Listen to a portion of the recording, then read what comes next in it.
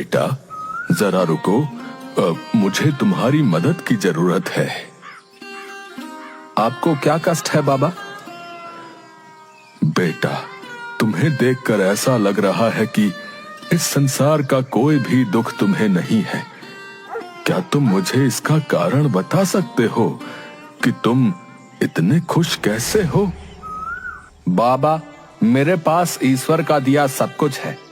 ईश्वर ने मुझे स्वस्थ बनाया है। मेहनत करके अपना और अपने परिवार का पेट जो है पाल सकता हूं। फिर भला मुझे दुख और चिंता क्यों हो? सही कहा बेटा, लेकिन मैं तो बूढ़ा हूं। मैं ना मेहनत कर सकता हूं और ना ही कमा सकता हूं। बाबा आपको क्या मदद चाहिए, मुझे बताइए। बेटा तुमने सही कहा, तुम स्वस्थ हो और मेहनती भी हो। तुम कमा सकते हो, लेकिन मैं कमा नहीं सकता हूं। क्या तुम मुझे कुछ पैसे देकर मेरी मदद करोगे? जी बाबा जरूर करूंगा। ये लीजिए, मैंने पिछले 1 महीने में जितना कमाया है सब आप रख लीजिए। बेटा यदि तुम ये सारा धन मुझे दे दोगे तो तुम्हारे पास क्या बचेगा? बाबा मेरे पास फिर से मेरा शरीर बचेगा, जिससे मैं दोबारा मेहनत करके पैसे कमा लूंगा।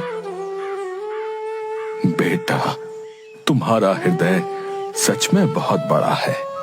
तुम बहुत दयालु हो। मैं तुम्हें 2 वरदान देना चाहता हूं। मांगो, तुम्हें क्या चाहिए? आप कौन है बाबा? तभी बूढ़े बाबा एक देवता के रूप में परिवर्तित हो जाते हैं। बेटा मैं इस जंगल का वन देवता हूं और मैं इस जंगल से गुजरने वाले लोगों की हमेशा परीक्षा लेता हूं, और जो मेरी परीक्षा में पास होता है मैं उनकी मदद करता हूं। आज मेरी परीक्षा में तुम पास हो गए हो, इसलिए मैं तुम्हें वरदान देना चाहता हूं। तुम मुझसे कोई भी 2 वरदान मांग सकते हो। अगर आप सचमुच में प्रसन्न हैं, तो आप मुझे एक ऐसा गुलेल दे जिसका निशाना जो है कभी ना चूके। ये लो बेटा, तुम्हारी गुलेल। इसका निशाना कभी नहीं चूकेगा। अब तुम अपना दूसरा वरदान मांगो। मुझे जो है अपने दूसरे वरदान में एक ऐसी बीन चाहिए जिसकी धुन सुनते ही लोग नाचने लगें। लो बेटा, इस बीन की आवाज सुनने वाले तुरंत नाचने लगेंगे, और तुम इसे जितनी तेजी से बजाओगे लोग उतनी तेजी से नाचेंगे। बेटा तुम मुझसे वरदान में सोना, चांदी, रुपए, पैसे भी तो मांग सकते थे। बाबा सोना चांदी तो मैं अपनी मेहनत से भी कमा सकता हूं, लेकिन वरदान में मिली हुई ये चीज मैं जो है अपनी मेहनत से नहीं कमा सकता हूं। वन देवता वहां से गायब हो जाते हैं। भोला खुशी खुशी अपने घर की तरफ बढ़ने लगता है।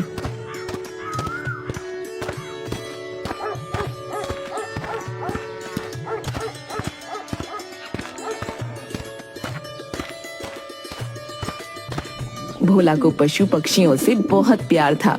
एक दिन, भोला बेटा जल्दी से आकर रोटी खा ले, वरना तुझे काम के लिए देर हो जाएगी।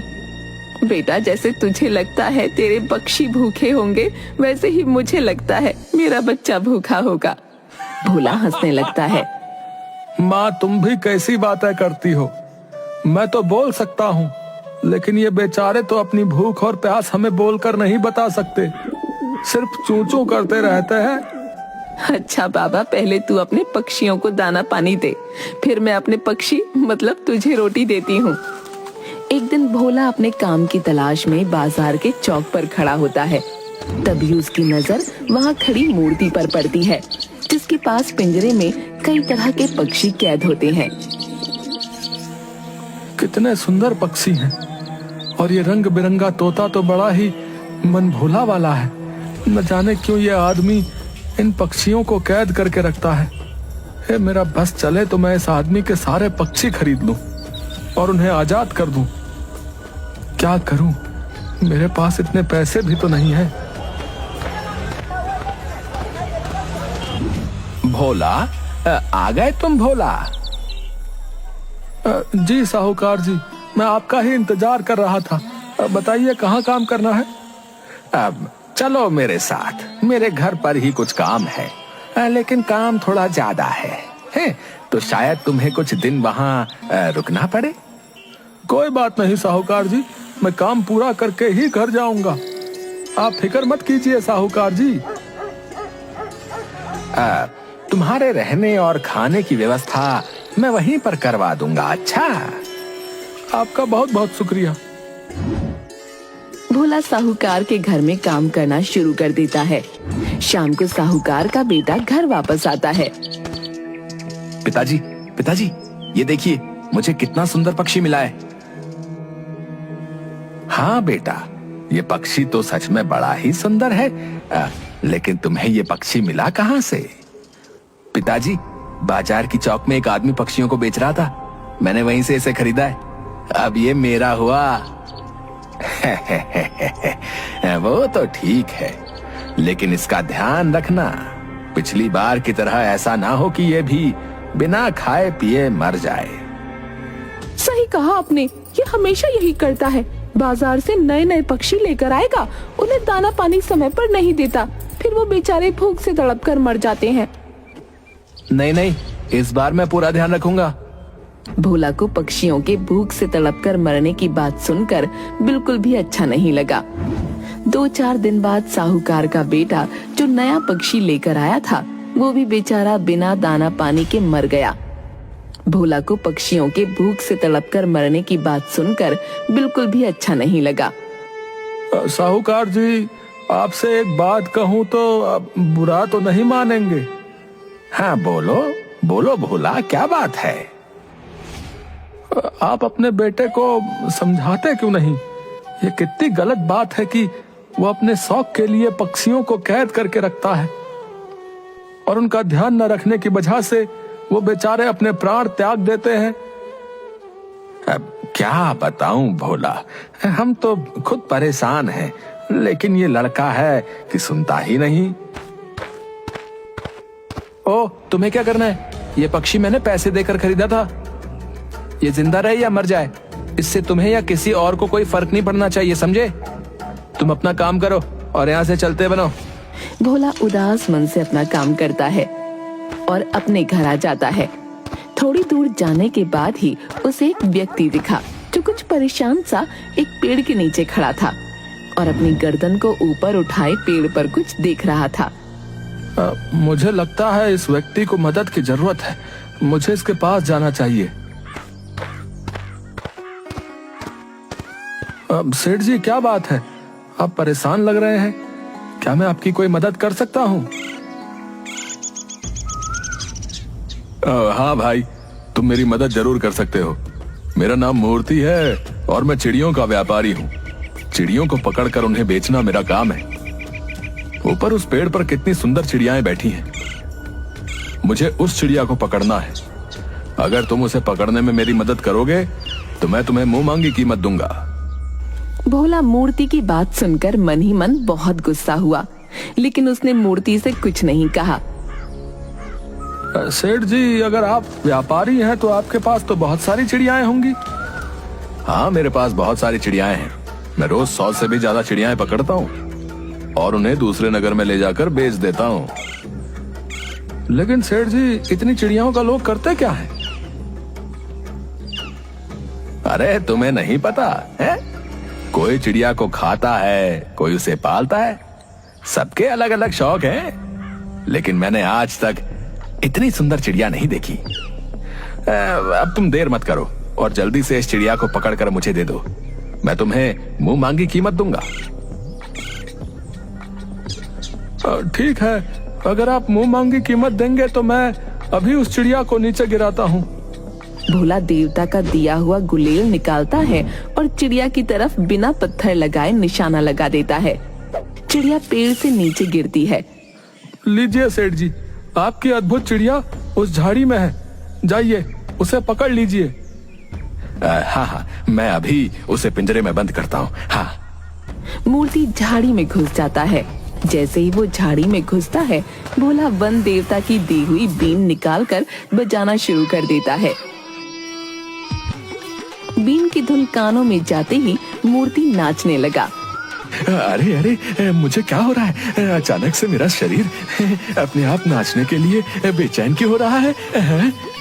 मूर्ति का शरीर झाड़ियों में लगे कांटों के पौधे से कटने लगा। अरे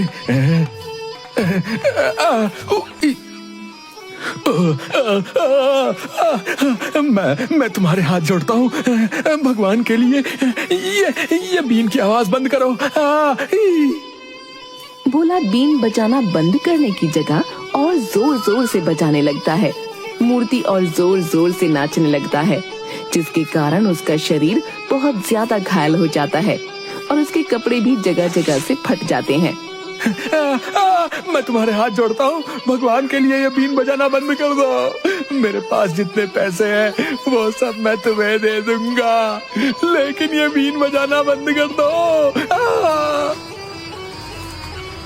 ठीक है सेठ जी, आप बाहर आ जाइए। किसी तरह सेठ झाड़ियों से बाहर निकलता है। अब मुझे सारे पैसे दे दो और मुझसे ये वादा करो कि तुम्हारे पास जितनी चिड़िया कैद है उन सबको तुम आजाद कर दोगे। मैं ऐसा कैसे कर सकता हूँ? अगर मैं चिड़िया नहीं पकड़ूंगा तो खाऊंगा क्या? अगर तुम मेरी बात नहीं मानोगे तो आज के बाद तुम्हें खाने की जरूरत ही नहीं पड़ेगी, समझे? तुम कहना क्या चाहते हो? मैं फिर से बीन बजाना शुरू कर दूंगा और तुम जो है इन झाड़ियों में लगे कांटों से घायल होकर अपना दम तोड़ दोगे। अब बोलो, तुम क्या करना चाहते हो? नहीं नहीं नहीं, तुम बीन मत बजाओ। मैं तुमसे वादा करता हूँ कि मैं घर जाकर सारी चिड़ियाओं को आजाद कर दूंगा और फिर दोबारा कभी उन्हें नहीं पकड़ूंगा। ठीक है, लेकिन अपना वादा पूरा करना, नहीं तो अगली बार जो है मैं तुम्हें नचा नचा कर मार दूंगा। भोला अपने घर की तरफ बढ़ जाता है, लेकिन मूर्ति भोला से बदला लेने के लिए रायगढ़ के राजा के दरबार में भोला की शिकायत लेकर पहुंच जाता है।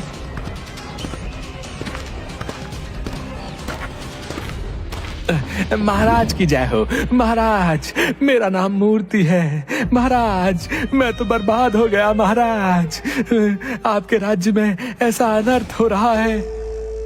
क्या बात है? साफ साफ बताओ। महाराज, आपके राज्य में मेरे कमाए हुए सोने के मोहरों को लूट लिया गया और मुझे बर्बाद कर दिया गया। आप उसे गिरफ्तार करिए और मुझे न्याय दिलाइए।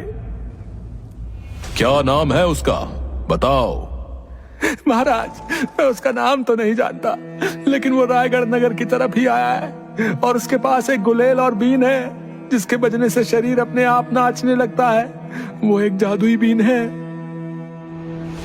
ठीक है, तुम अपने घर जाओ और हम उस लुटेरे को पकड़वाने के बाद तुम्हें खबर करवा देंगे, तब तुम यहाँ आ जाना।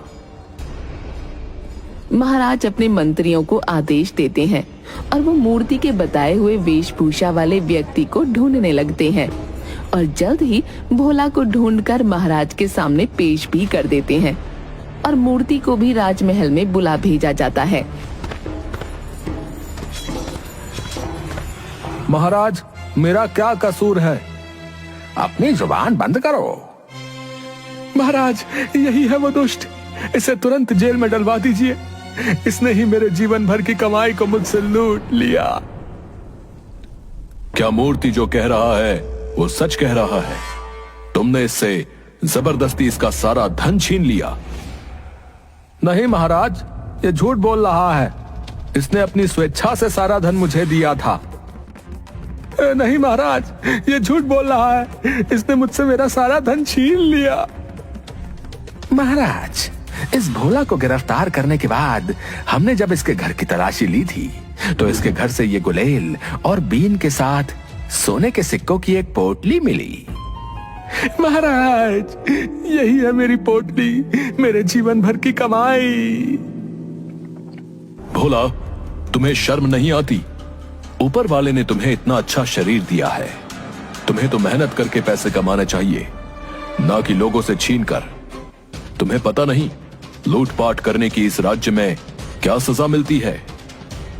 महाराज, मैंने कोई पैसे नहीं छीने, ये झूठ बोल रहा है। ये थैली मुझे इसने अपनी स्वेच्छा से दी थी ताकि मैं बीन बजाना बंद कर दूं। नहीं महाराज, ये झूठ बोल रहा है। आप ही बताइए कि बीन की इतनी मधुर आवाज किसे कैसे बुरी लग सकती है, और अगर किसी को आवाज अच्छी नहीं भी लगे तो भी कोई भला इतने पैसे क्यों देगा बीन की आवाज को बंद करने के? राजा को मूर्ति की बात सही लगती है कि भला कोई बीन की आवाज को बंद करने के लिए किसी को इतने पैसे क्यों देगा, और उन्होंने भोला को दोषी करार दिया और आदेश दिया। भोला ने हमारे राज्य में चोरी करने की गुस्ताखी की है, इसलिए उसे आज से 3 दिन के बाद फांसी पर लटका दिया जाए, ताकि नगर में दोबारा कोई चोरी करने की हिम्मत न करे। 3 दिन बाद भोला को फांसी पर लटकाने की सजा देने के लिए उसे नगर के चौक पर ले जाया गया। उस समय वहाँ पर मूर्ति भी था और मन ही मन खुश हो रहा था कि उसे उसके पैसे भी वापस मिल गए और उसने भोला को सबक भी सिखा दिया। लेकिन फांसी पर लटकाने से पहले उस व्यक्ति से उसकी आखिरी इच्छा पूछी जाती है, इसलिए भोला की भी अंतिम इच्छा पूछी गई।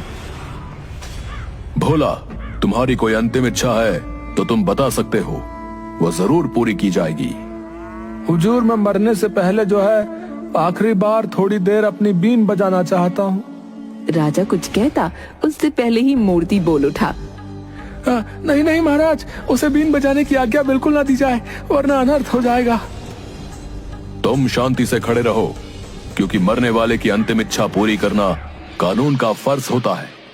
सिपाहियों, जाओ और भोला की बीन उसको वापस कर दो। सिपाही भोला की बीन उसे लाकर देता है और भोला बीन बजाना शुरू करता है। राजा के साथ साथ वहाँ मौजूद सारे लोग नाचने लगे, और जैसे जैसे भोला ने बीन बजाना तेज किया, सब तेजी से नीचे कूदने लगे। ईश्वर के लिए तुम ये बीन बजाना बंद कर दो।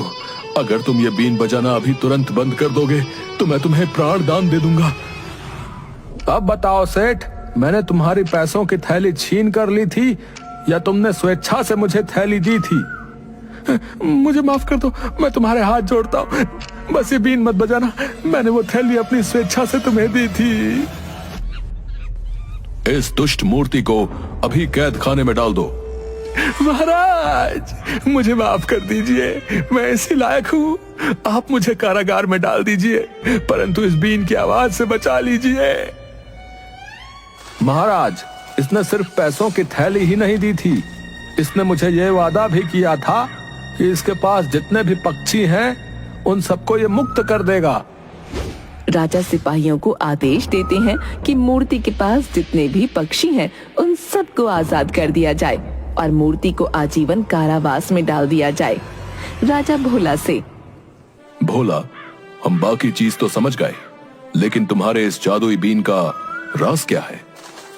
भोला महाराज को वन देवता के दिए वरदान के बारे में बताता है।